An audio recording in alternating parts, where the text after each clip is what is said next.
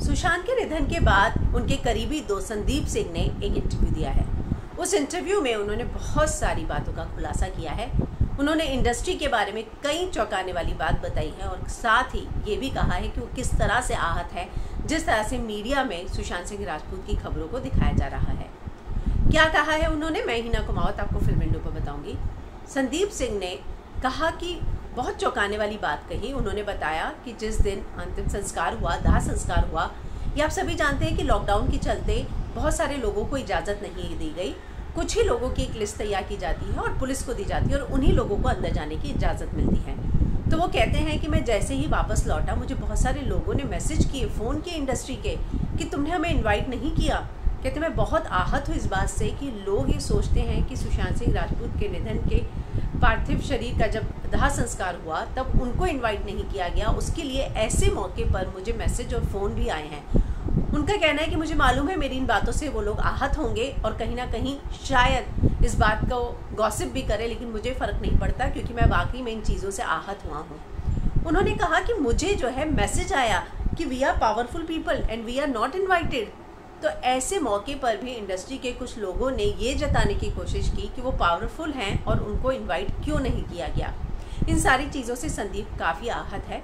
बॉलीवुड हंगामा को जो उन्होंने इंटरव्यू दिया है उसमें बहुत सारी बातों का उन्होंने खुलासा किया।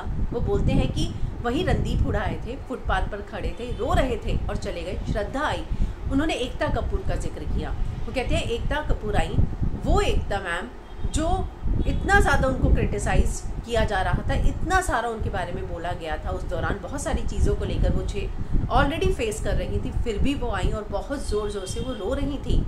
तो उनका ये मानना है कि इंडस्ट्री में कुछ लोग ऐसे भी थे जिनको ये फ़र्क नहीं पड़ा कि उनको इनविटेशन मिला नहीं मिला, अंदर आने की इजाज़त मिली या नहीं मिली। रणदीप हुडा भी आए और वो फुटपाथ पर आकर रो रहे थे और ऐसे ही उनके अंतिम दर्शन करके गए हैं। तो उनका ये मानना है कि इंडस्ट्री में लोग वाकई में ऐसे हैं जो इस मौके पर भी उनको इस तरह के मैसेजेस भेजते हैं। साथ ही इस बात से भी आहत है कि मीडिया में जिस तरह से उनकी खबरों को दिखाया जा रहा है उससे फैंस के इमोशंस बहुत आहत हो रहे हैं।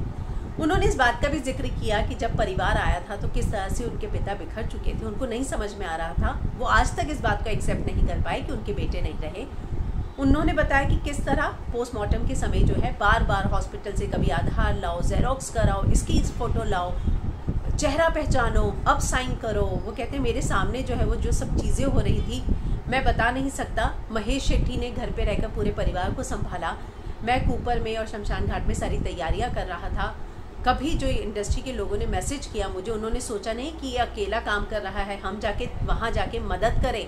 लेकिन जब इनवाइट नहीं किया तो इस तरह के मैसेजेस आए। उन्होंने इस तरह का जो है जिक्र किया है और बहुत ही आहत लग रहे हैं। उनका दुख हर दर्द जो है उनकी आवाज़ से छलक रहा है। तो बहुत ज़्यादा उन्होंने इन बातों का बारे में भी बताया कि उनके पिता जो है इतने आहत थे कि उन्हें सब कुछ बताना पड़ रहा था कि अब ये करते हैं, ये करते हैं, और किस तरह से इंडस्ट्री ने इस चीज़ को डील किया है और कैसे उनको मैसेजेस आए, ये सभी बातों पर उन्होंने बात की है।